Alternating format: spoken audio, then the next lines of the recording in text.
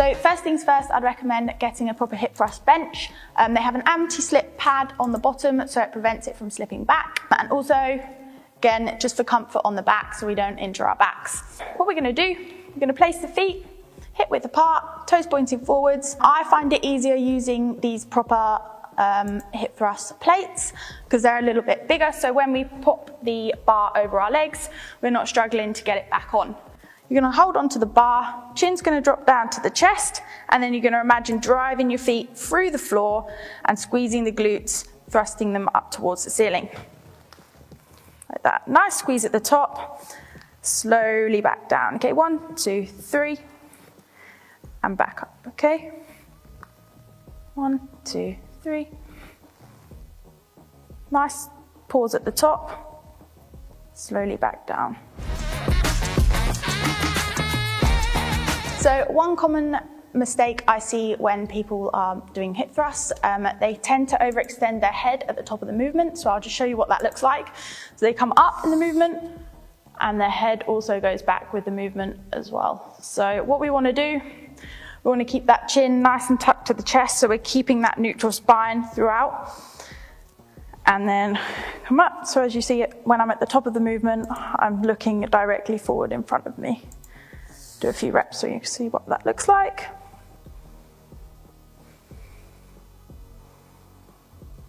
Another common mistake is that we are not using the full range of movement.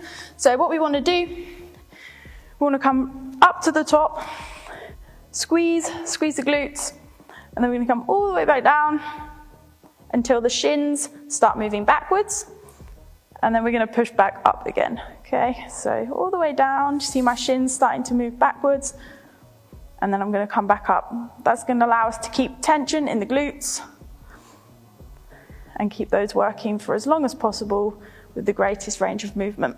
Okay, so the third mistake I often see people make is their foot position. So we want our foot position so that when we get to the top of the movement, our shins are vertical.